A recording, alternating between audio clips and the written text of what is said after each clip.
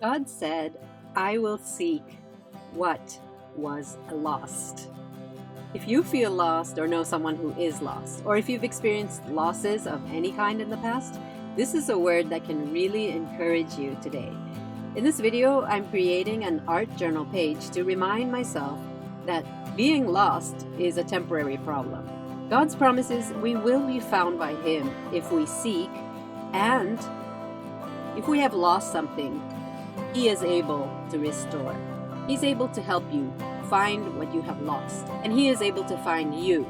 He is able to find people who are lost because that's what He came to do. Jesus said, I have come to seek and to save those who are lost. And so on this page, I'm just thinking about this truth. I'm covering up the pages, which is stained from another project on the other side.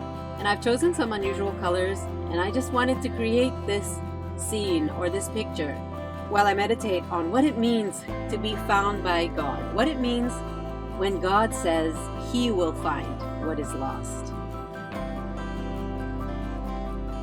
I remember a time when I was in elementary school and we had a competition at school, and it was something to do with making masks and dressing up. And I remember that I made a mask and wore it to the competition, and I actually won a prize for it.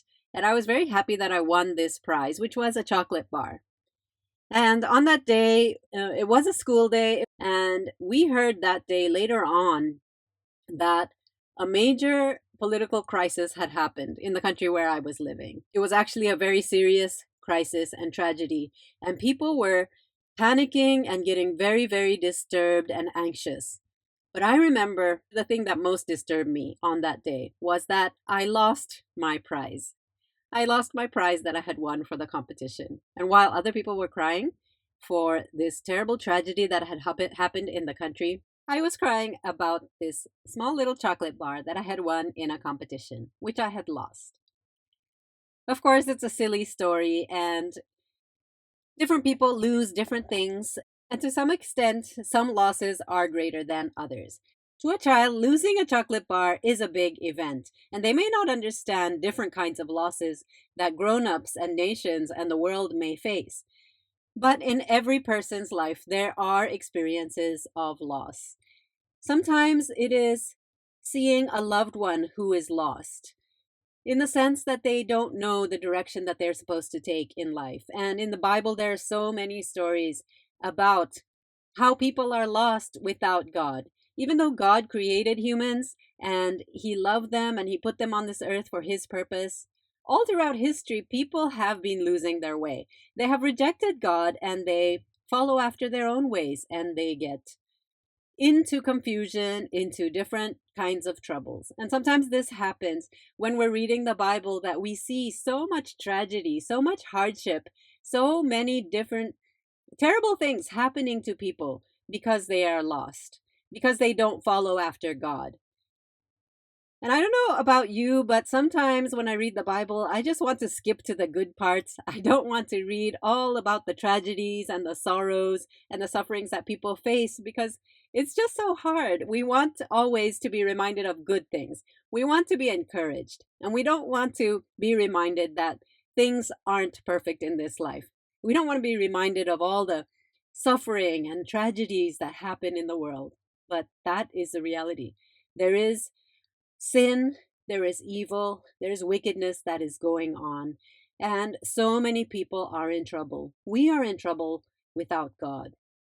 And so when I was reading the book of Ezekiel, I've been meditating on the things that are written in that book, and so much of what the prophets face is this tragedy of loss.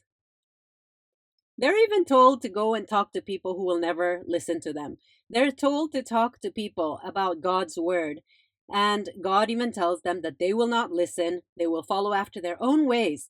And the prophets are distressed. Jeremiah is known as the weeping prophet.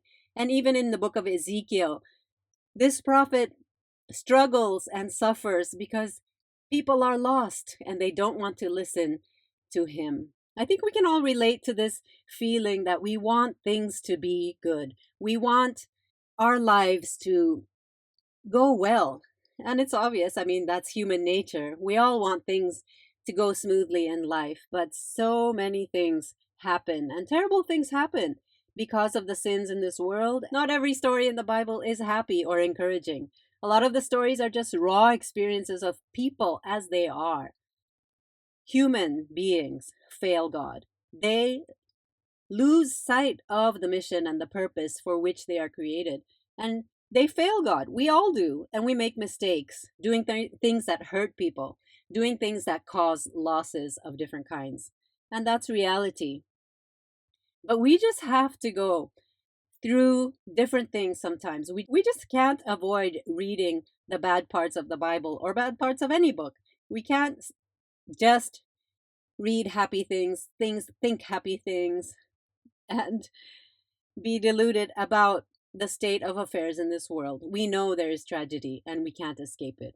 But there is hope, and that is what we can focus on. And I've been reading through this book of Ezekiel, I found these wonderful verses that says, I will seek what is lost. And that just struck me as such an encouraging word, because so often we try to seek and find things. We try to seek solutions. We try to lead lost people back to God, and we feel so discouraged when they don't want to listen. And when we have loved ones who are rejecting God, who are following after their own way, and they don't want anything to do with our faith, and we see how lost they are. We see the path ahead of them is so difficult because of the choices they have made. And we feel like we should be the ones fixing things.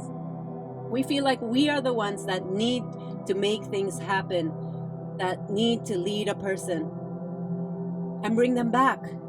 And we fail, or we see that there is no impact that we are making. We can find comfort in the word that God says, I will seek what was lost. It's God who is seeking. And Jesus said, I have come to seek and to save the lost. This is an amazing comfort for me.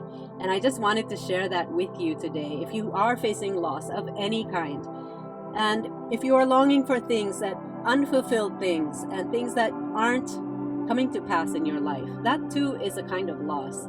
And I've spoken about this, longing for things that are unfulfilled, longing for love, and longing for fulfillment in life. If you want to hear my thoughts on that, you can watch that video about longing for love. But all our longings and all our desires are found in God, and He is the one who seeks and saves us.